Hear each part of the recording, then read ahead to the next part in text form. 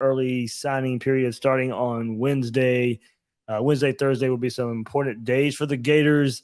As we said, a week ago, we got together with Bob Redmond from the Gator Collective after a huge recruiting weekend for the Gators. All the vibes coming out of that weekend with many top targets for Florida was set up to have this big finish for early signing day, early signing period.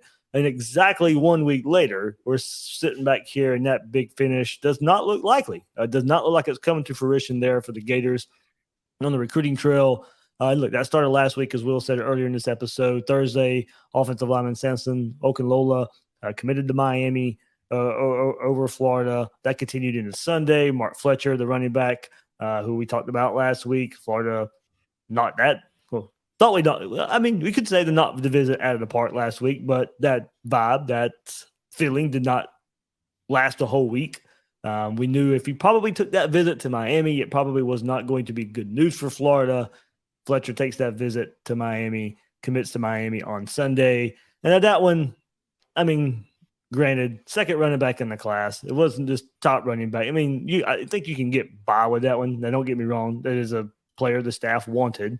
They targeted him. They offered him. Thought he was coming after last weekend, only for him to not. But as some big miss, no. Optics losing another one to Miami. Yeah, that one that absolutely hurts.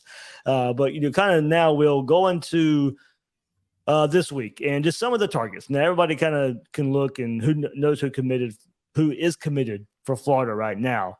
And now we're just kind of looking at targets and who could maybe be deciding for Florida this week. Quaver Saul there, James Smith, also 5-star defensive lineman there from Alabama. I'd say Bama for those guys right there. And then Jaden Platt, the tight end that visited not this past weekend, but the weekend before. We were wondering if he would take a visit to Texas A&M, who kind of had the early lead. Then he visits Florida last weekend. Another player we heard a whole lot of good news about, but the 4-star tight end did visit Texas A&M this past weekend. There was good news coming out of there for the Aggies, so maybe a 50-50 battle with tight end Jaden Platt. And then we got to wait till Thursday for the decisions of cornerback 5-star Desmond Ricks and 4-star defensive lineman Jordan Hall.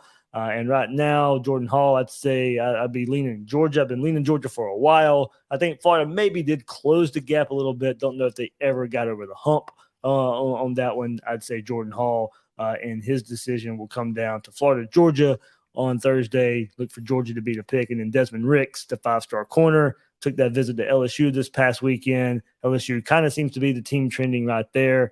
So for whatever reason, all the good feelings we had this last week, well, not for whatever reason, we know most of the reason, but a week ago, all the good vibes, all the good feelings coming off of a big recruiting weekend, only for a week later.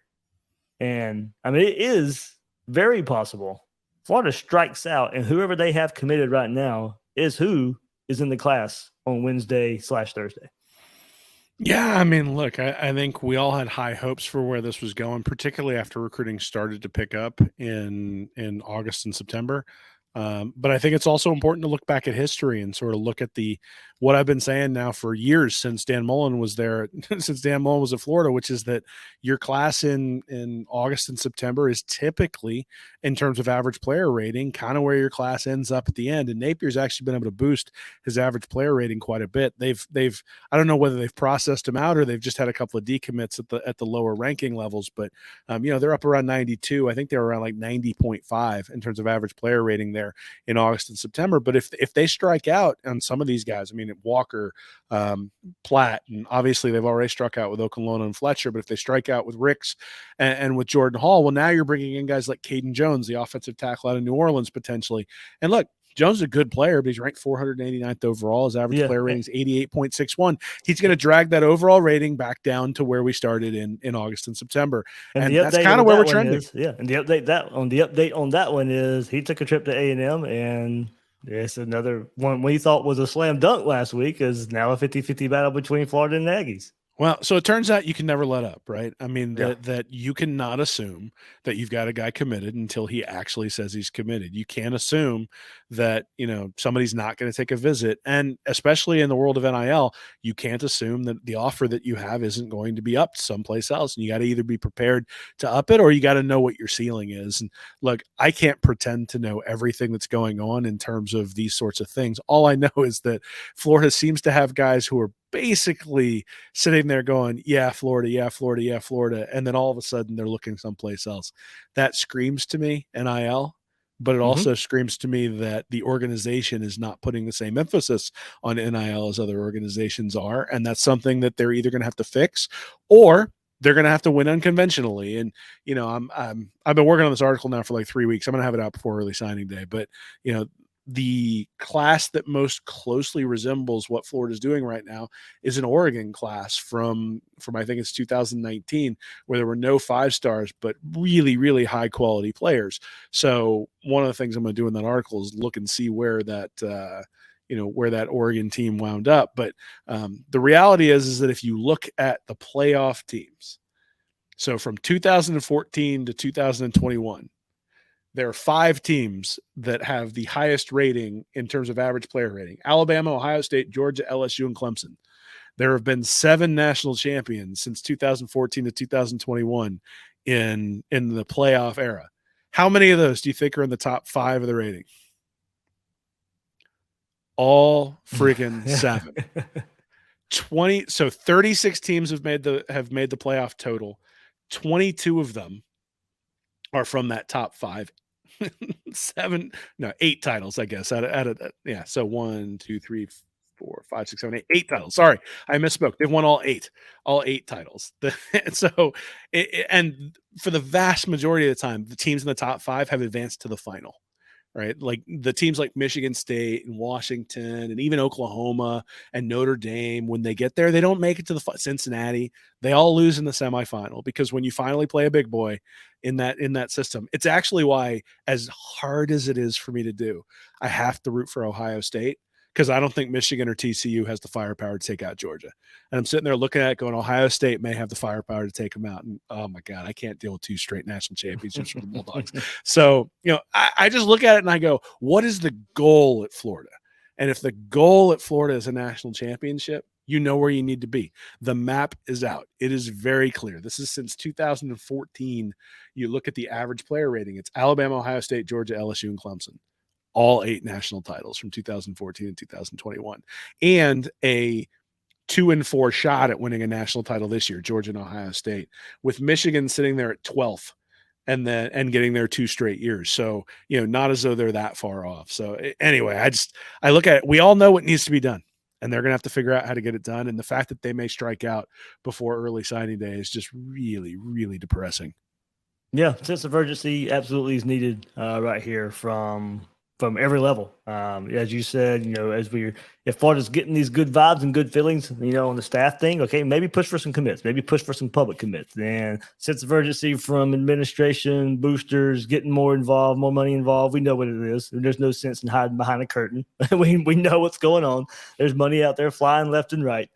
Florida needs more of it. So we'll see if we can get a sense of urgency out there, but we'll definitely take a look at it all Wednesday. Who knows? Signing day can have some surprises here. We'll see, how desperate some certain people maybe get, and maybe that causes for some reaches or quote unquote. Here's one. Will overpaying. That's a very popular topic right now.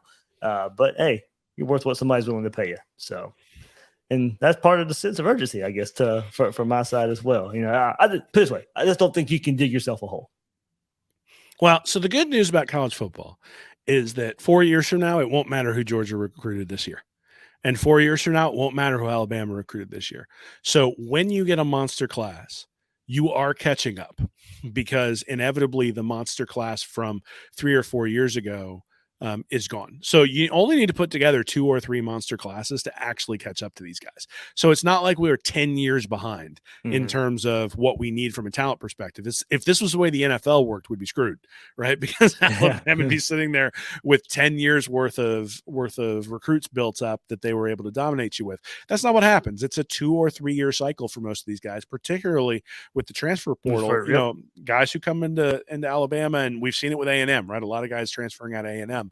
And so, you know, there is the opportunity to catch up to these guys if you're able to put together 2 or 3 monster classes in a row. I don't think you can put together, I don't think very good gets it done in the SEC. I think I have a lot of evidence that suggests very good doesn't get it done in the SEC. I think very good might get it done in the ACC. It probably doesn't get it done in the Big Ten. Michigan's kind of an exception. It definitely doesn't get it done in the Pac-12. So, you know, we can start talking about like where you might be able to be a very good recruiter and succeed. Like, again, you can head out west, but as we get Texas and Oklahoma coming into the SEC, as we get USC and UCLA coming into the Big Ten, like it's not going to get any easier, right? Like it's going to get even more difficult, and it's going to be even more chalk, I think, because you're going to have to face a better team. Like the Vanderbilt games of the world are going to start to go away as you get these elite conferences where you're going to play Oklahoma, Texas, Alabama, and Georgia in a 4-week stretch. Good luck. You better have really good players if you're doing that. And, you know, that's just the way the SEC is going to be. Yep. So we're live here at some point Wednesday, going over signing day, the good and the bad. Well, we'll probably break it up like that. You know, not if the class is at top 3, top 5, top 10, doesn't mean there's not good parts of the class. We'll definitely go in it. We'll talk about the good, the bad there for the class. Hopefully it will be a good day in some ways on Wednesday. Maybe, like I said, some surprises, maybe some change of hearts. Like if we just talked about just a week ago, we were feeling good and now we're feeling bad. Well, those changes as we get to Wednesday can change in just a couple of days' time as well. There's always those surprises there. It doesn't really necessarily seem to work out in Florida's favor. A lot of those big surprises sometimes seem to go the other way here for Florida. But now, as we count down to early signing day, we'll have to kind of just pay attention to the next couple of days. Decisions coming, maybe Wednesday and Thursday. Don't forget about Thursday. That's when Hall and Ricks will make their decision. So we'll see if we kind of hear some different thoughts on those two guys when Tuesday, Wednesday rolls around. But it'll kind of be a couple of days storyline for the Gators and a lot of targets out there. So hopefully we can turn it around and make it a good storyline, because 2 straight depressing days, Wednesday and Thursday, not so good. Yeah, I mean, at the end of this season and then how this is trending, I mean, we need some good news. And I know Rashada, as I said, that good news, we got him in the class, Lagway too, but that's kind of peeking ahead to 24. This has not been a whole lot of good news lately for the Gators on or off the field. So, like I said, maybe that way in Vegas they found some wild cards, in their will, and throw some out this week. Put some of Hathcock's money on black and see what happens. Let's see. There we go. Want more Gators Breakdown? Join Gators Breakdown Plus. Starting at $3 a month. Get access to unique episodes, plus a blog, chat room, giveaways, shout-outs, and more. Gators Breakdown Plus is furthering the interaction with fans and listeners like you. Head to gatorsbreakdown.supportingcast.fm to join Gators Breakdown Plus today.